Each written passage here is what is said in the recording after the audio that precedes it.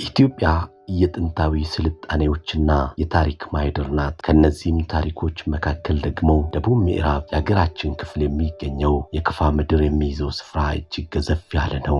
ካፋ የቡና መገኛ ብቻ አይደለችም። የረቀቀ የፖለቲካ አስተዳደር፣ የጠነከረ ወታደራዊ መዋቅርና እጅግ ማራኪ የሆኑ ባህላዊ እሴቶች ባለቤት እንጂ።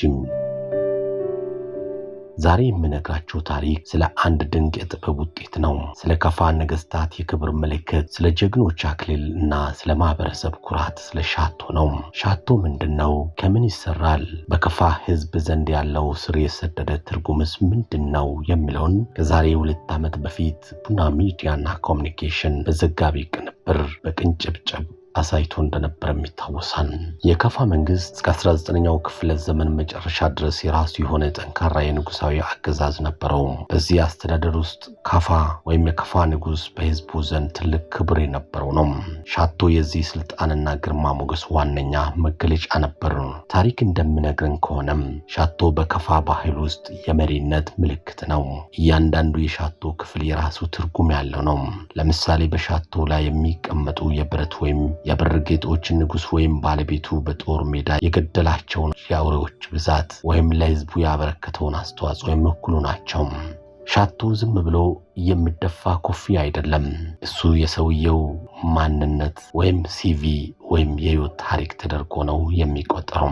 አንድ ሰው ሻቶን ደፍቶ ሲመጣ ያ ሰው ምን ያህል ጀግና እንደሆነ፣ ምን አይነት ማዕረግ እንዳለውና በማህበረሰቡ ዘንድ ያለውን ደረጃ ያለምንም ጥያቄ መረዳት ይቻላል። ሻቶን ማዘጋጀት ረጅም ጊዜና ከፍተኛ ጥበብን ይጠይቃል። ዋናው ግብአት በልዩ ሁኔታ የተዘጋጀ የከብት ቆዳና የላም ጅራት ነው። ሻቶ ረጅም ሆኖ እንዲቆም የሚደረገው ጥበብ የከፋ የኢደ ጥበብ ባለሙያዎች ለዘመናት ጠብቆ ያቆዩት ምስጢር ነው።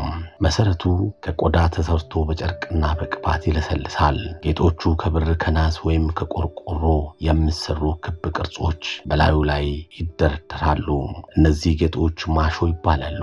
ጅራቱ ከላይ የሚንጠለጠለው ረጅሙ የላም ጅራት ሽታው የግርማ ሞገስ መደምደሚያ ነው። ይህ ጥበብ ዛሬም ድረስ በቦንጋና በአካባቢው በሚገኙ የእጅ ጥበብ ባለሙያዎች ዘንድ በክብር ተጠብቆ ይገኛል። ሻቶን መስራት መተዳደሪያ ብቻ ሳይሆን የታሪክ አደራን የመጠበቂያ ኃይልም ይቆጠራል። በጥንት ዘመን ሻቶ የነገስታትና የጦር አዝማቾች ብቻ ነበር።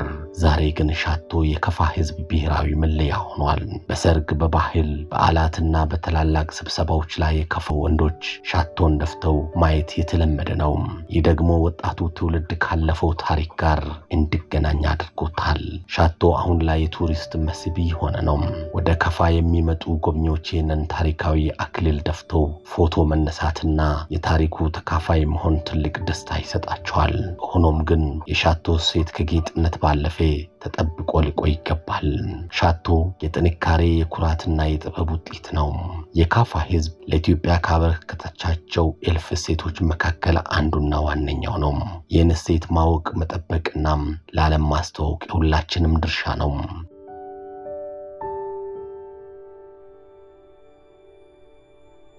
የከፋ ምድርን በጎበኙ ቁጥር የሻቶን ታሪክ ይጠይቁ። እያንዳንዱ ጌጥ፣ እያንዳንዱ ስፌት የሚነግረን ታሪክ አለ። እሱ እኛ ማነን የሚለው ጥያቄ የሚመልስ የታሪክ አሻራ ነው። ካፋንን ጎብኝ፣ ሻቶን እና ክብር፣ ታሪካችንን እንወቅ።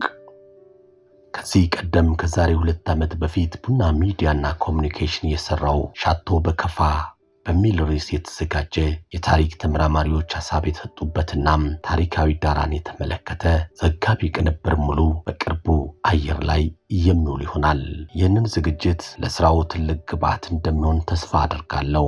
አዘጋጅቼ ያቀረብኩላችሁ ተጓዡ ጋዜጠኛ አማኑኤል ኃይለ ነኝ። ይህ ዶክመንተሪ ከተመቻችሁ ላይክ፣ ሼር፣ ኮፒ ሊንክ በማድረግ ሰብስክራይብን በማድረግ ለሌሎች እንዲደርሱ አድርጉ። ጤና ይስጥልኝ።